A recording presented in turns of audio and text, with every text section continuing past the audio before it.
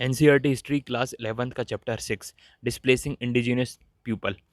Indigenous people का मतलब होता है जो लोकल व्यक्ति हैं, वो डिस्प्लेस हुए, मतलब यहाँ से वहाँ गए, एक जगह से दूसरी जगह छोड़ गए।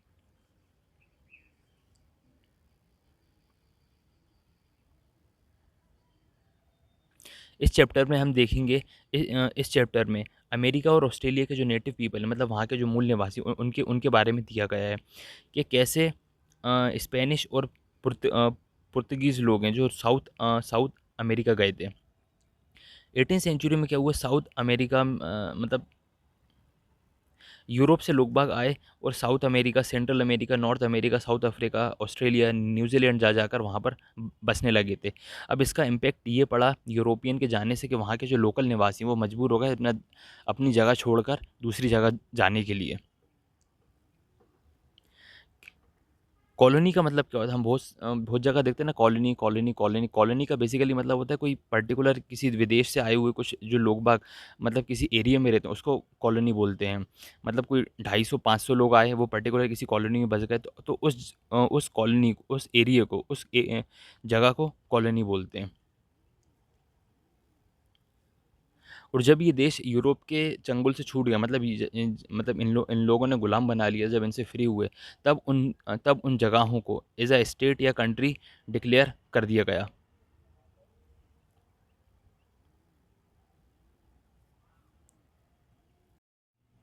19th और 20th सेंचुरी में क्या हुआ कि एशिया के भी लोग बाग इन कंट्रियों में आ जा जाकर बसने लगे थे।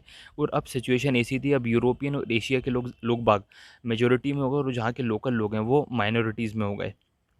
अब वो लोग मतलब मुश्किल से ही दिख पाते थे। और यहाँ के जो नदी हैं, शहर हैं, और इनके नाम भी नेटिव नेम, मतलब इनके जो मूल निवासी हैं इनके पुराने नाम पर ही बेस्ड, जैसे ओहियो, मिसिसिपी और सेटल, ये यूएसए में है, और स्केचर ये कनाडा में, और ये दोनों ऑस्ट्रेलिया में। इनके नाम भी मतलब बेसिकली नेटिव नेम है।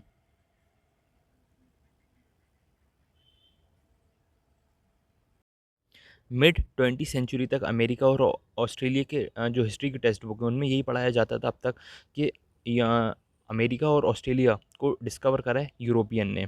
और हार्डली उनको पढ़ाया जाता था कि यूरोपियन मतलब उनको दुश्मन की, मतलब वो यूरोपियन को दुश्मन समझते थे।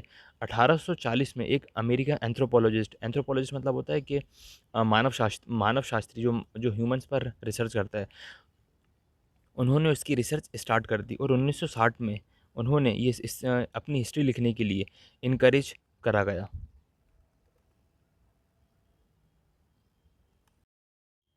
आज हम उनके बारे में पढ़ सकते हैं, उनकी हिस्ट्री के बारे में देख सकते हैं, म्यूज़ियम में जाकर पता कर सकते हैं उनकी आर्ट, आर्किटेक्चर, उनके उनकी उनकी पूरी ऑल ओवर हिस्ट्री के बारे में। और यूएसए में एक नेशनल म्यूज़ियम है, इंडियन अमेरिकन के द्वारा, जिसको बनाया गया था। मतलब एक यूएसए में एक म्यूज़ियम है, नेशनल म्यूज़ियम, जिसको मतलब बनाया भी गया था अमेरिकन इंडियंस के द्वारा, और उसको संभाला भी उन्हीं के द्वारा जाता है।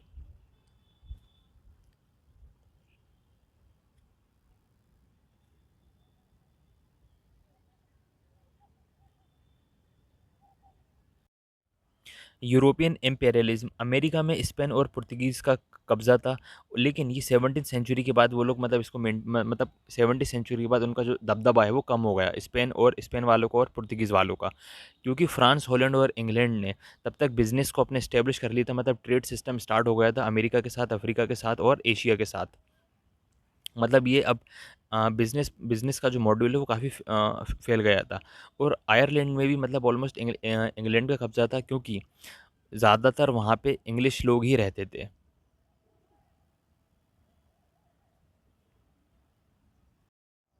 18th सेंचुरी में ये साफ़ हो गया था कि भई ये लोग जो हैं यहाँ, मतलब इतने दूर-दूर देश में आकर बसे हुए हैं। बेसिकली इनका मुद्दा ये है प्रॉफ़िट, मतलब बिज़नेस से प्रॉफ़िट जो भी किसी भी प्रकार से हो। और कई सारी जो वेरिएंट है, मतलब इनको कंट्रोल करने की जो स्थापना की गई थी, उसमें बहुत सारे वेरिएंट, मतलब कई बहुत अलग-अलग टाइप्स के, अलग-अलग अलग-अलग तरीकों से इनको कंट्रोल किया गया था।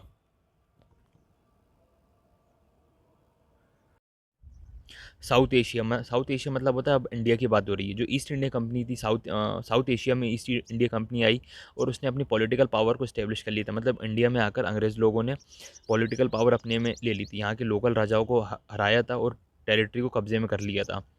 और टैक्स वसूलना स्टार्ट कर दिया था लैंड ओनर से। बाद में ईस्ट इंडिया कंपनी मतलब ब्रिटिश को अपना बिजनेस इस्टेब्लिश करने के लिए रेलवे का निर्माण किया उन्होंने, माइंस बनाई और कई सारे प्लांटेशन बनाए।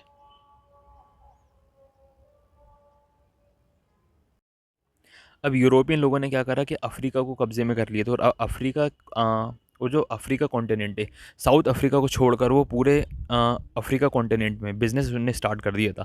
और 19वीं सेंचुरी में उन्होंने क्या करा, ये अफ्रीका का कॉन्टिनेंट है, यहाँ पर पहले पूरा बिजनेस करते थे, लेकिन अब वो बाद में क्या करा, उन्होंने अंदरूनी जगह पर भी जाना स्टार्ट कर दिया। इसके कुछ टाइम के बाद यूरोपियन लोग आपस में डिवाइड डिवाइड करने लगे, भैया इतना अफ्रीका हम लेंगे, इतना आप ले लो, इतना आप ले लो, क्योंकि वहाँ पर इंग्लैंड भी था, फ्रांस भी था, वहाँ पे स्पेन भी था, पुर्तगीज़ भी थी। तो इस तरह से यूरोपियन लोगों ने अपना अपना डिवाइड कर ली कि भैया इतना अफ्रीका हमारा, इतना अफ्रीका हमारा।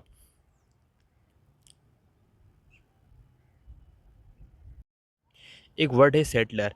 सेटलर जो शब्द है वो साउथ अफ्रीका में डच के लिए यूज़ होता था, आयरलैंड में, न्यूजीलैंड में और ऑस्ट्रेलिया में ब्रिटिश के लिए यूज़ होता था, और अमेरिका में यूरोपियन के लिए यूज़ होता था, और इनकी ऑफिशियल लैंग्वेज थी वो थी इंग्लिश।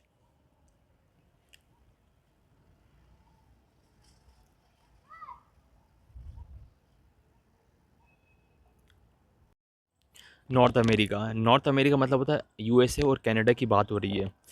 नॉर्थ अमेरिका जो है वो आर्कटिक सर्कल से लेकर ट्रॉपिक ऑफ कैंसर तक फैला हुआ है, और पैसिफिक ओशन से लेकर अटलांटिक ओशन तक फैला हुआ है। आर्कटिक सर्कल और ट्रॉपिक ऑफ कैंसर का मतलब होता है कि यहाँ से मतलब ये टॉप की बात हो रही है, ऊपर से लेके नीचे तक। और ये पैसिफिक ओशन से अटलांटिक ओशन तक, मतलब यहाँ से लेके ईस्ट से लेके मतलब वेस्ट से लेके ईस्ट तक कितना फैला हुआ है। और वेस्ट में रॉकी माउंटेन है, ये सब माउंटेन्स हैं यूएसए में। और नॉर्थ अमेरिका में वैलीज़ हैं। और कनाडा में लगभग 40% जो कनाडा है वो फॉरेस्ट से मतलब फॉरेस्ट है वहाँ पर। और उसमें कई सारा भंडार है ऑयल का, गैस का और मिनरल रिसोर्सेज का, इसीलिए वहाँ पर यूएसए में काफ़ी बड़ी बड़ी इंडस्ट्रीज़ हैं। और आज गेहूँ और कॉर्न हो रहा है। और उसके साथ ही साथ कनाडा में फ़िशिंग एक बहुत ही मेजर इंडस्ट्री है।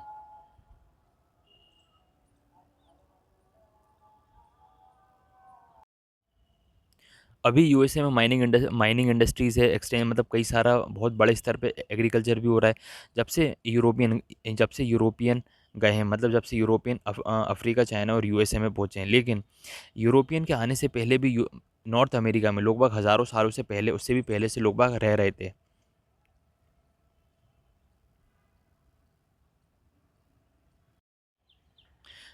The native people. North America जो है मतलब एशिया के ऊपर वाले भाग से आज से 30,000 साल पहले वो थोड़ा सरक कर इस तरफ आया था। ये वाला जो थोड़ा ये जोग्राफी वाला पोर्शन है। और 10,000 साल पहले वो थोड़ा मतलब ये आइस एज की बात हो रही है, और आइस एज के टाइम पे 10,000 साल पहले वो थोड़ा सा साउथ की तरफ मूव हुआ। और आज से 11,000 साल पहले की मतलब कुछ आर्ट आर्ट मिली हैं जो एरो पॉइंट वाली कुछ आर्ट्स हैं जो कि 11,000 साल पहले हैं। और 5,000 साल पहले और कुछ वेदर चेंज हुआ, क्लाइमेट चेंज हुआ, मतलब थोड़ी जो माहौल बना, जो नेचर है प्रकृति के अब रहने लायक बना। फिर धीरे धीरे वहाँ पर आबादी बढ़ने लगी थी, अब लोग बाग स्टेबल होने लगे थे।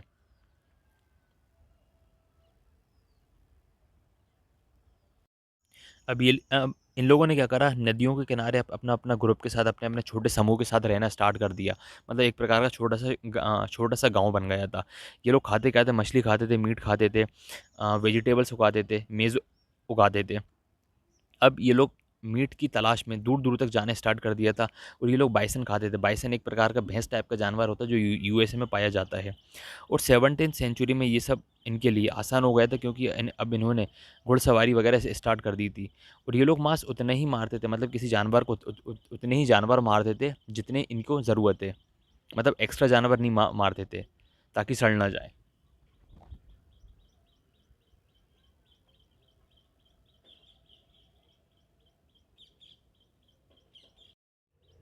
वो लोग बहुत ज़्यादा एग्रीकल्चर नहीं करते थे, उतने ही करते थे कि जितनी उनकी आवश्यकता हो। मतलब 5 कुंटल गेहूँ की ज़रूरत है और 5 कुंटल ही बोते थे, बहुत ज़्यादा नहीं बोते थे। और इन्होंने कभी राज्य स्थापित मतलब एम्पायर वगैरह की स्थापना नहीं की। इनको लेकर एविडेंस तो मिलते हैं कि भई ये लड़ाई झगड़ा करते थे, लेकिन कभी ज़मीन को लेकर झगड़ा नहीं हुआ कि भई ये मेरी ज़मीन है, ये तुम्हारी ज़मीन है, ये इतनी ज़मीन है, इस प्रकार का कोई झगड़ा नहीं हुआ। खाना-पीना उतना ही बोते थे कि जितनी इनको ज़रूरत है। लेकिन इनका जो ख़ास इम्पोर्टेंट फ़ीचर है, वो था कि मतलब आपस में कोई प्रकार का कोई चीज़ है, उसको गिफ्ट को मतलब बहुत ज़्यादा फ्रेंडशिप तरीके से रहते थे। लेन-देन वाला एक्सचेंज करते थे, गिफ्ट एक्सचेंज करते थे। इनका कल्चर ऐसा था कि कुछ खरीदते नहीं थे, बल्कि एज़ अ गिफ्ट के फ़ॉर्म में कुछ चीज़ें एक्सचेंज कर लिया करते थे।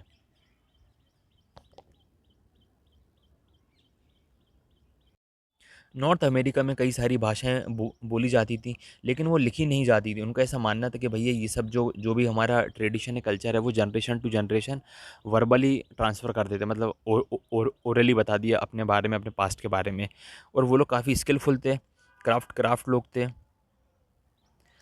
मतलब वो लोग देखकर चीज़ें काफ़ी समझ जाते थे। जब मौसम को देखकर समझ जाते थे कि पानी आएगा, नहीं आएगा, ज़मीन को देखकर समझ जाते थे। मतलब जिस प्रकार से एक पढ़ा-लिखा आदमी समझ सकता था, बिल्कुल वैसे ही वो भी समझ जाते थे कि मतलब मौसम के बारे में, कि किसी के भी बारे में, चाहे वो ज़मीन हो, मौसम हो।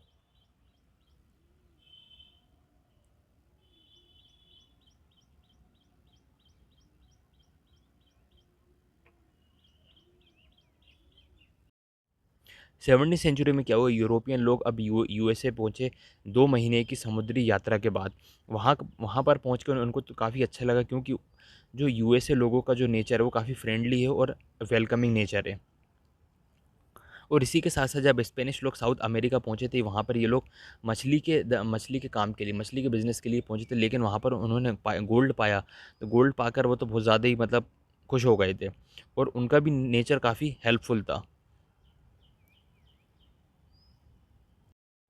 फ्रेंच लोग जब मिसिसिपी रिवर के किनारे पहुँचे, वहाँ पर साउथ में, मतलब साउथ अमेरिका में, तो उन्होंने पाया कि वहाँ पर लोग रेगुलर लोग इकट्ठे होते हैं और अब सामान का आदान-प्रदान करते हैं। मतलब जैसा कि उनका ट्रेडिशन था कि हमें खरीदना नहीं है, आपस में गिफ्ट के तौर पर अदला-बदली करते हैं, एज़ अ बार्टर सिस्टम के रूप में। तो वहाँ पर वो लोग अपना जो मतलब जो सामान एक एक कबीले से दूसरे कबीले, एक जगह दूसरी जगह पे नहीं मिलता था, तो वो लोग एक्सचेंज कर लिया करते थे। यहाँ पे उन्होंने ब्लैंकेट बाँटा, यूरोपियन ने उनको आयरन वेसल्स दिए, लोहे के बर्तन दिए, बंदूकें दी, जिससे वो शिकार वगैरह कर सकें जानवरों का, है ना? और उन्होंने अल्कोहल दिया। यूएसए के लोग, अमेरिका के लोग अल्कोहल नहीं पीते थे, बाद में वो लोग इसके एडिक्ट बन गए, जिसका मतलब यूरोपियन लोगों को काफ़ी फ़ायदा मिला था बिज़नेस करने के लिए। मतलब वो अब अल्कोहल का बहाना करने, मतलब अल्कोहल की आड़ में वो लोग बिज़नेस करने लगे थे यूरोपियन।